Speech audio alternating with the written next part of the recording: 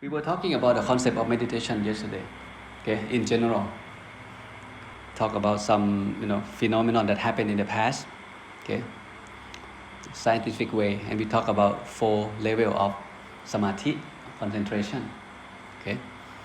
And tonight we go deeper and look at meditation through the lens of Buddhism, okay, what it means by meditation. And if you want to study meditation in Buddhism, where would you start? Okay, as a Buddhist people, as a Buddhist monk, where would we start to learn of Buddhist meditation in the Tipitaka or in the Buddhist text? And that question, come to my mind often. Okay, so I try to figure out where is the starting point that the Buddha himself start meditate. Okay, if you know the story of Buddhism, right? Prince Siddhartha left home, right? Left fatherless from home to be homeless. On that night, he cut off his hair, okay, shaved off head, and put himself the saffron robe. Basically, he ordered himself. There was no preceptor, no temple, right? And first thing he did was locate teacher. He cannot learn by himself. Just like all of us, we need to find good teacher, and that's what he did. He tried to locate teacher. Back then, there were 2 great meditation master. Okay, the first one, his name was Alandaka, ascetic. Okay, don't worry about name. We will have the session about the Buddha story again tonight, and this is just introduction to help you see the picture. Alandaka, ascetic or Alandaka Dabot, happened to be one of the well-known meditation master. He has a lot of students. Okay, when you talk about meditation, people point you to that teacher. And another teacher, okay, similar name, Uttaka ascetic and Aladaka ascetic, 2 of them. But the second teacher happened to be a little bit more advanced. Prince Siddhartha went to the first teacher and learned from the first teacher all of the knowledge in a short period of time. He finished all of the knowledge of the teacher. Teacher said, you know what, why don't you stay with me and teach the next generation of students, don't leave. Prince Siddhartha feel he didn't satisfy of the result. So he moved on to the second teacher. Same thing happened. Within short period of time, he learned all of the knowledge from the second teacher. And same thing, the teacher said, stay with me, teach students. He said, no, I have to go somewhere. This is not enough. These 2 teachers, meditation teacher, they were very smart. Okay, they are advanced meditators. The text said they have achieved the 7th level of jhana. And the second teacher achieved the highest level of jhana, which is jhana 8. In order for a man like us to achieve that level is almost impossible. It's very difficult. Even the first level. The jhana is the state of mind being calm, being peaceful, perfect equanimity. You stay there. You feel happy. Happiness is there. That's the jhana. Okay? And the Buddha didn't know what it was. Okay? And the technical term called this is the samatha. Samatha. Okay? Today you will be introduced to different technical terms about the meditation. The first one is samatha. The second one is vipassana. We have to be able to differentiate and get to know not just the term and know the concept and how to practice both technique. Okay? So these 2 teachers practice samatha. That means samatha already exists before the Buddha enlightenment. People practice samatha. We'll get to the meaning in a moment. But people have been doing this, okay, during the time that Prince Siddhartha tried to find out what's missing in his life. So he achieved all of this knowledge, but he didn't feel satisfied. So he said, you know what, goodbye teacher, I'm going to do my own. So he went out and he found the 5 ascetics that teach him the self-mortification, which mentioned in the Dhammacakkappavattana Sutra. It didn't work. He stopped torturing himself. After 6 years, he started take good care of his body, eat some food, take shower, and then he started doing something with his mind. And that thing is called vipassana. And that thing take him to fully liberation stage of mind, or nibbana, or enlightenment. So vipassana exists only invented by the Buddha. But samatha is already there. That's the general That's the big picture before we zoom into what they are individually. Okay, everyone follow me so far. But before I forget, I'd like to mention this name. หลวงพ่อเจ้าคุณชาดก this great master monk, he passed away a long time ago. Okay, he was the meditation teacher, well-known meditation teacher in Thailand. He teach vipassana in Wat Maha That, Bangkok. And หลวงพ่อสดวัดปากน้ำ also seek from his advice. Okay, many times หลวงพ่อสด in Bangkok and he seek for his advice about how to practice vipassana and samatha. So he passed away. And this man right next to him is his name is Dr. Sanong Boraulai. He was a scientist. He graduated from UK. Okay, pure science. Okay, he doesn't believe in anything, but he happened to be born as a Buddhist, just like all of us, but didn't know much about Buddhism. He set a time off. He ordained with Thanajayo Chadok for 30 days, just like all of you. But when he do something, he do it for real. In that 30 days, he sleep only 4 hours a day. He give himself 20 hours of meditation. He take it seriously. He eat a few spoons of rice and here and there and water. If you eat too much, you cannot sit long. You have to go toilet. You have to do that to do this. So he eat less and focus more on meditation. Within the first week, he achieved the first jhana. 7 days, that's all it takes to get to that level. He was able to have a divine eye, divine ear, can see spirit, can hear things that human being cannot hear. And now after he dissolved, he become a Dhamma speaker. He teach people about how to meditate and encourage people to practice more meditation. The reason I brought up here, I just want you to remind you that if you are serious about, making progress in meditation, in these 2 weeks that we are here together, a lot of good things can be happening if you really focus on that. Okay, if you sleep less 1 hour, you're not gonna die, right? No one die. You eat 2 meals a day, you can come down to 1 meal a day. No one die. And put all the time and effort, focus on mental development, focus on meditation. If you continuously doing that, I believe in the next 7 days you see some improvement. Something had changed internally. Your attitude change, your body change, the way you think, the way you speak, the way you do things will be changed because you found something inside yourself. Okay, so have that in mind. All right, so I mentioned the name already. Okay, when we talk about meditation in Buddhism, 2 names should be automatically come up in your mind. The first name is called samatha, and the second name is vipassana. Samatha and vipassana is a big word. And tonight, Luang Pi want to make sure that you guys understand the meaning between these 2 techniques and how to practice it. Yesterday we mentioned the word samadhi, which is translated to meditation, and I introduced another keyword, which is concentration. Meditation still unclear what it means, but when we change to concentration, it gives much clearer sense. Concentrate means focus, right? But we talk about samadhi, we are concentrate on something. And there is another word called bhavana. You hear a lot when you do self-study from Tipitaka. Samadhi bhavana, okay? Panya bhavana, citta bhavana. What is bhavana mean? Bhavana translate to develop. Develop whatever you have, make it better, okay? Make it grow. Okay? If you don't have, you cultivate it. This is called bhavana. If your mind never still, you cultivate the stillness. You do whatever it takes to still the mind. This is called bhavana. Samatha, bhavana. That means we cultivate samatha, right? Vipassana, bhavana, same thing. We cultivate or we develop vipassana. So what it means by samatha, bhavana? This is the first category of Buddhist meditation. It's called samatha, bhavana. Samatha means stillness. Samatha means tranquility or calmness. So mental cultivation or the mind development that aims to achieve tranquility or calmness of the mind. The word that we familiar is the stillness.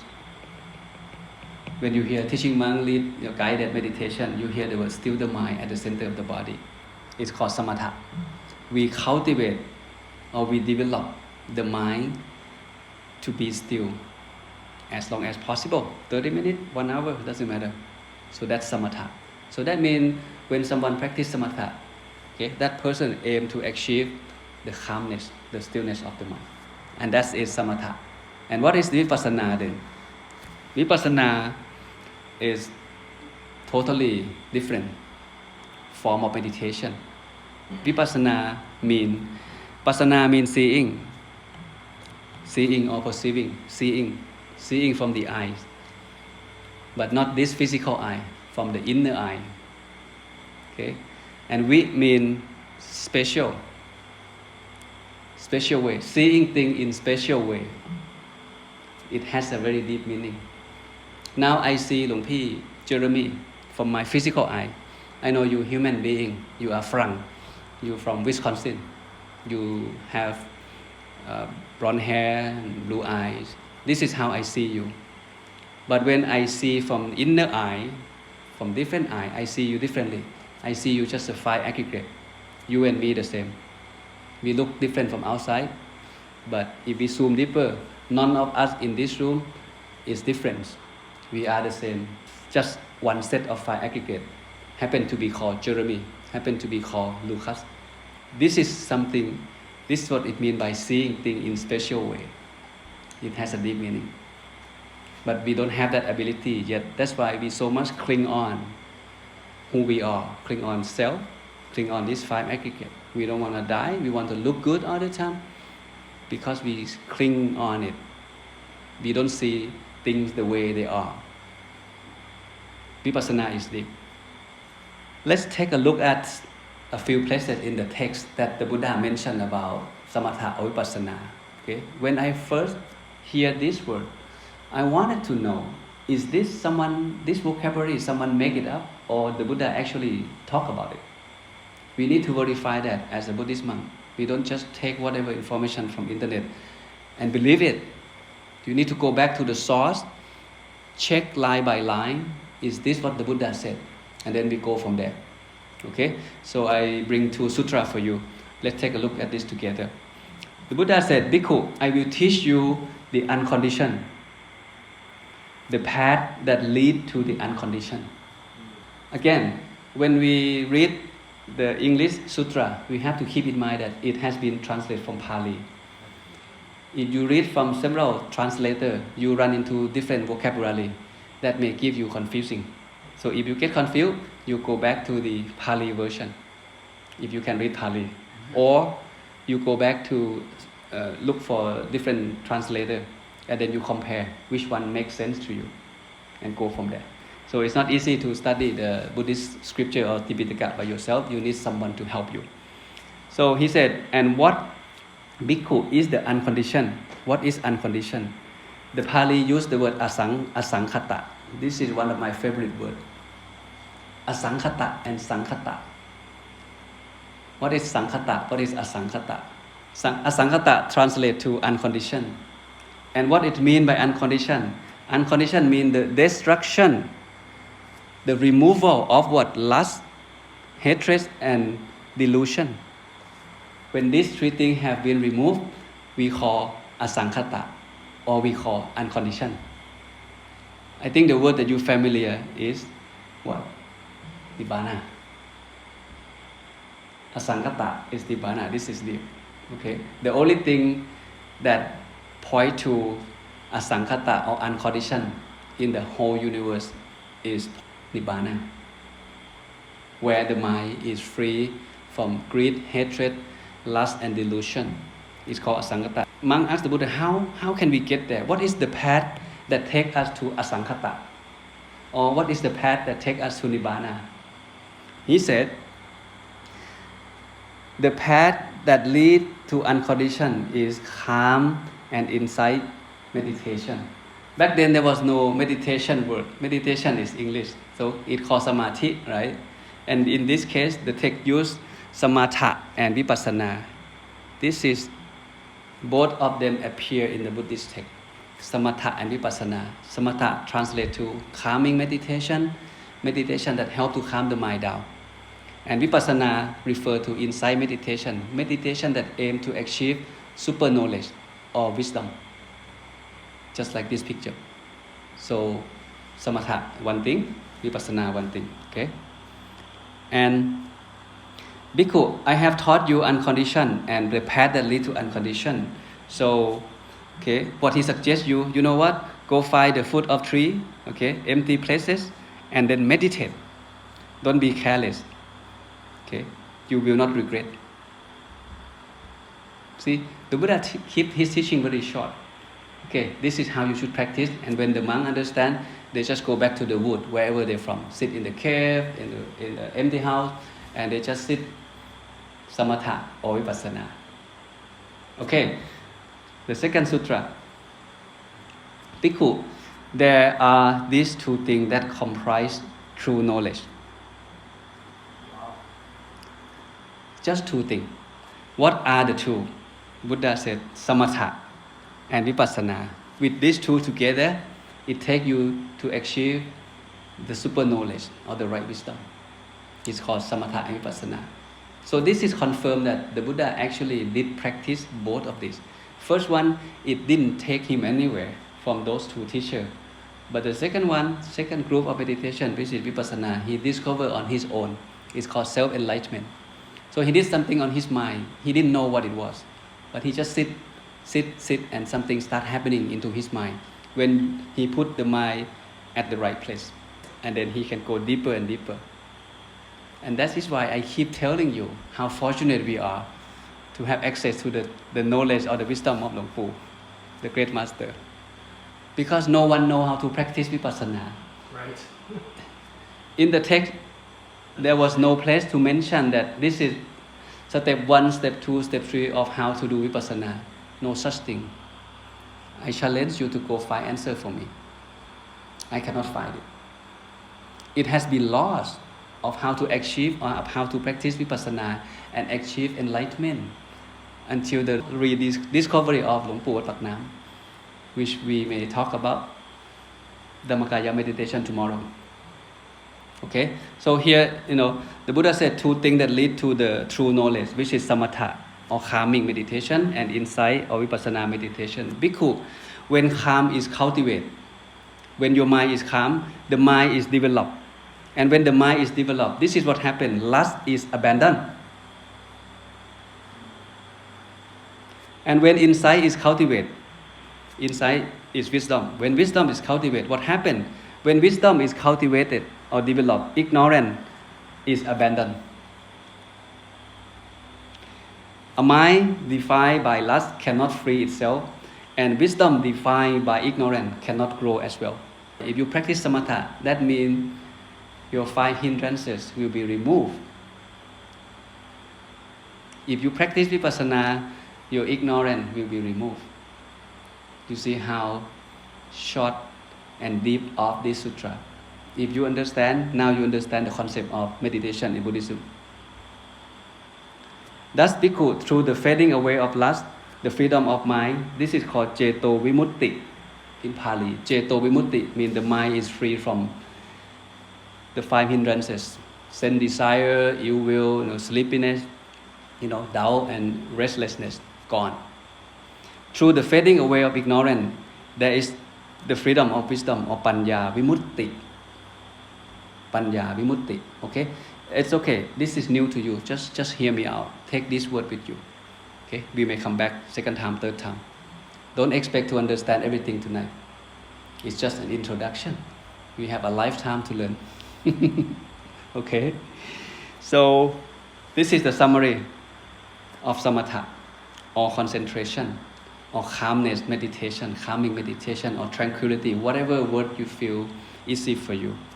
When someone practices samatha, what happens is samatha will help to remove the 5 hindrances. So that means when you in that stage of mind, there will be no lust, no sense desire, no ill will. And a monk or the person who achieves that stage of mind cannot fall asleep, because sleepiness is number 3 of the 5 hindrances. You cannot fall asleep. Your mind are at peace 100% or perfect equanimity, perfect tranquility. So the mind becomes stay at one point perfectly. 5 hindrances will be removed. And what happened after that is called the jhana, where the first teacher and the second teacher of Prince Siddhartha have achieved 2,500 years ago. It's called samatha, the state of perfect equanimity and awareness. This is the outcome of samatha. Just like this. When you practice samatha, there are many ways to practice samatha. We will get to that in a moment. But at the end, whatever practice, whatever technique you use, according to samatha concept, it will come down to the one point mind. The mind will completely stop, completely still. That's why Luang Pu said, he said, it's so difficult like this. That's why nobody have achieved it before. The mind have to be still at one place. It's so difficult. Okay, and he said the center of the body is like smaller than the tip of the needle. How can we stay still on top of the tip of the needle? That means you have to be perfectly still. So samatha, when we practice samatha, it takes us to one point mind. Okay, 5 hindrances will be removed, and the jhana start happening. You will feel bliss, feel joyful, feel happiness.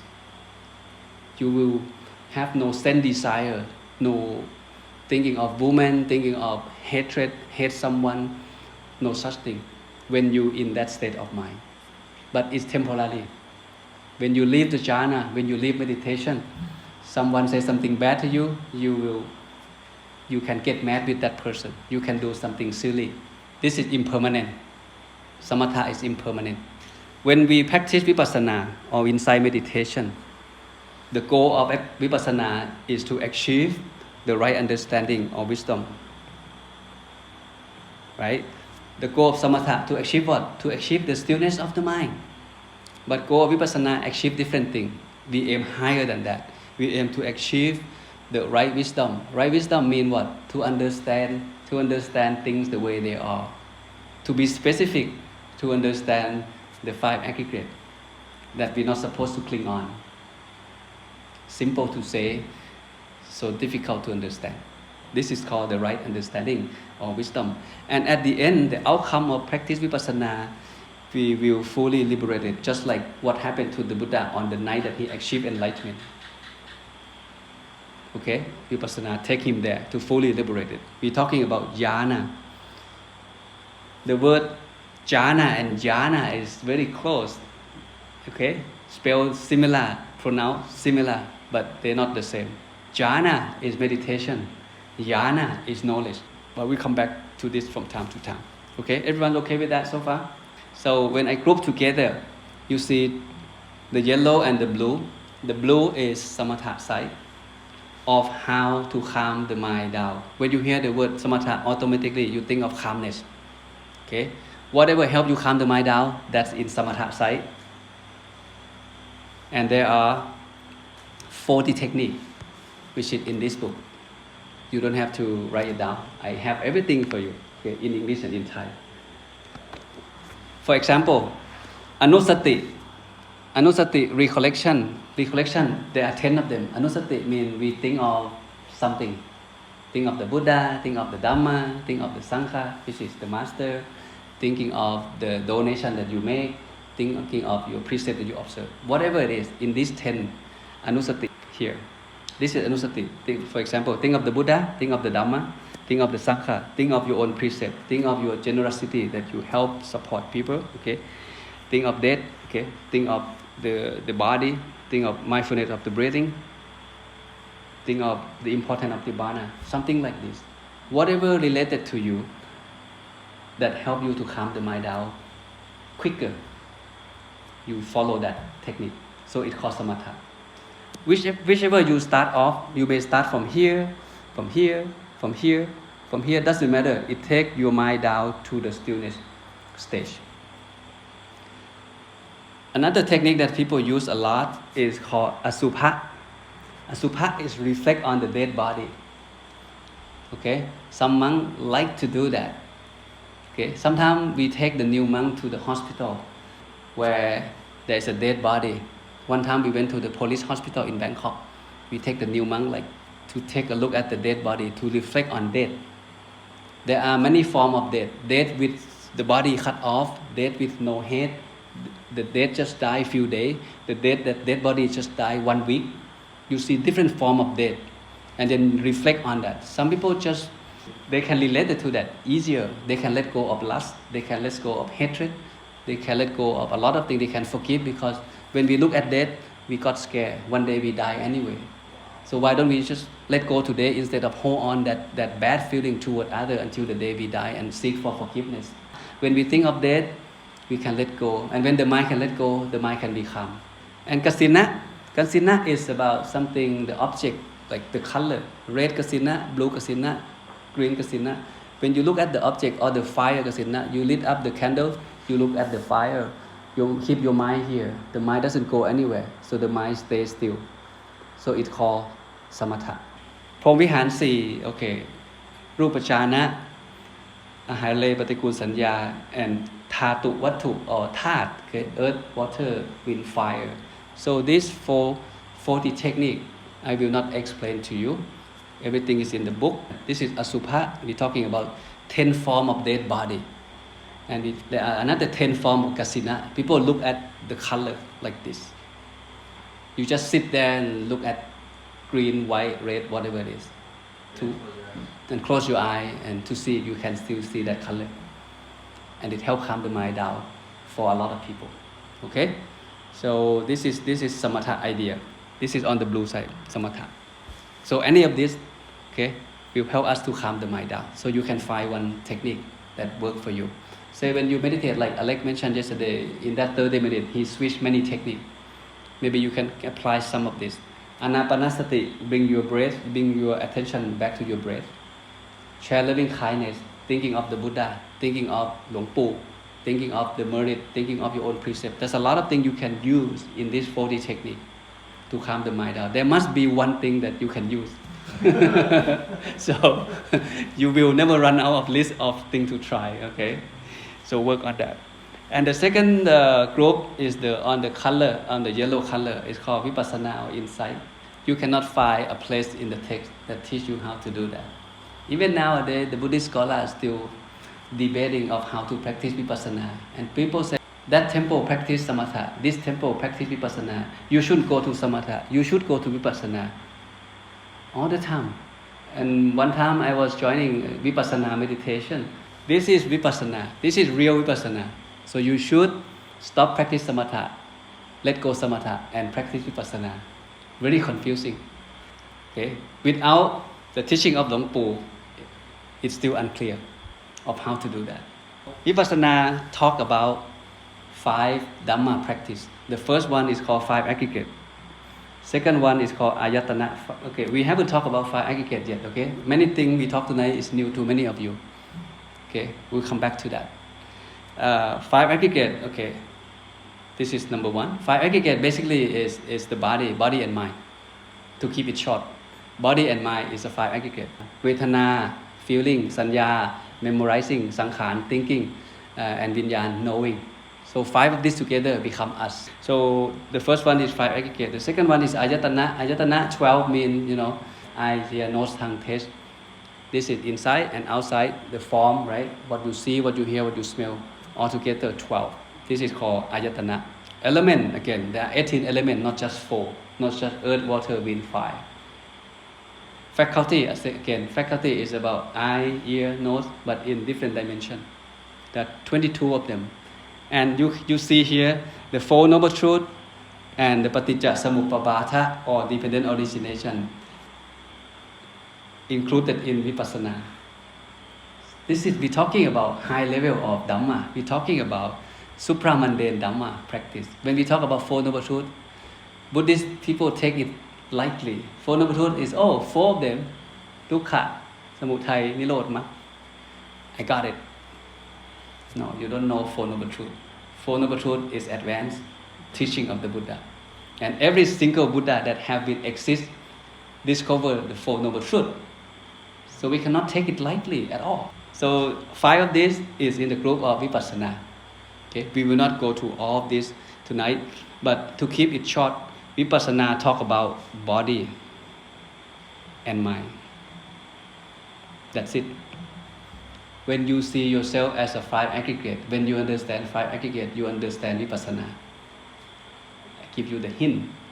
But how can we see ourselves as a five aggregate from this physical eye? It's just impossible. No matter how you look at yourself, you still look handsome. You still want to look good. You still want to treat yourself well. You still don't want to die, even though we cannot escape that. This is how we see ourselves through our physical eye, through our own intellectual. But once you attain the inner body, maybe, I don't know, it's too fast to bring it up, but it's just information that add on to you. There is something called inner life. If those of you who are new to meditation, this is the outer life. We think that this is just one life, just myself. But in fact, there are 18 lives inside us, 17 more. If you achieve the second life, which is called, or the refined body, and you use the eye of that refined body to look at this coarse body, this body, then you can let go the five aggregate of this body. The reason we cannot let go because we don't have that ability yet. That's why no matter how hard you try, you still cannot let go. I still want to look handsome. I still worry when I see my hair turn white or gray. Because I want to look handsome all the time. I want to look good, want to be healthy, want to live long. But when you get there, you will feel like this body is like a house and you stay in the house. This body is like the clothes and you are the person who wear that clothes. You don't care the clothes. The clothes can throw away and get a new one. But your real life is inside and it's refined and it's go deeper and deeper and deeper until you achieve the most refined form of life inside yourself. This is remain secret to all of us after the Buddha passed away. Hongpa Thamma confirmed that samatha and vipassana cannot be separated. It's just like the coin with two sides. One side vipassana, one side samatha. It supports each other. You think of the bird with two wings. Two wings support each other. We have brain with two lobes. Two lobes support each other. This is samatha, this is vipassana. It has different function, but it supports each other. And one of the teaching, it said samatha and vipassana, or concentration and wisdom, both must be harmoniously cultivated, just like a bird fly with its two wings. So there is no such thing, hey, come learn vipassana with me. Forget about your samatha. No such thing. The Buddha also confirmed in this particular sentence. So don't get confused. Okay, at this point, samatha and vipassana go together, it support each other. Okay? And the Buddha suggests us to practice both in harmoniously. You may start from samatha, okay. Some people start from samatha to calm the mind down first, and then when you achieve the jhana, you use that ability to move on to practice vipassana. You have ability to do something special that human being cannot do. Some people start from vipassana first. There are many monks in the past, they don't have the jhana ability. They just go to the point where they can remove all defilement from their mind. There is something called Sukha Vipassaka Arahant. This Arahant has no super power. He cannot read the mind, he don't have the celestial eye, celestial ear, but he can purify his mind completely from all defilement. Okay, like Pachakuban. The story of Chakuban is a good story. Chakuban go to the point, free himself from all defilement, but he doesn't have any special ability.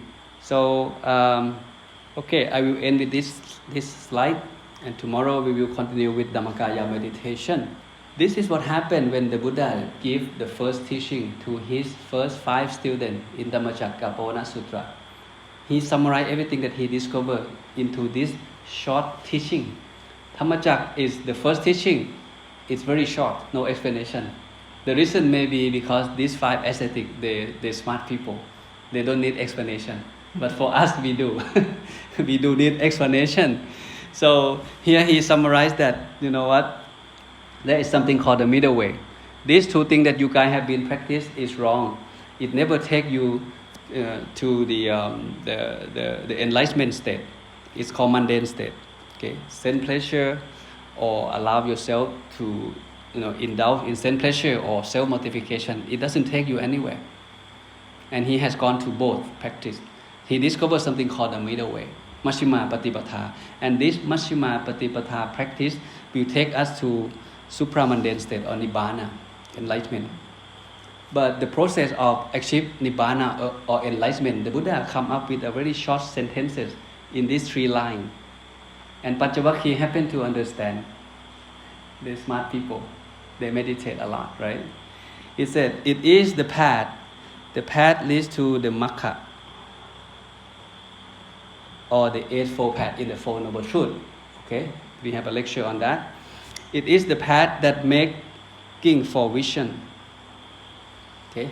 Chakhu Karani. Chakhu Karani mean eye. Vision mean eye. It's not physical eye. It's an inner eye.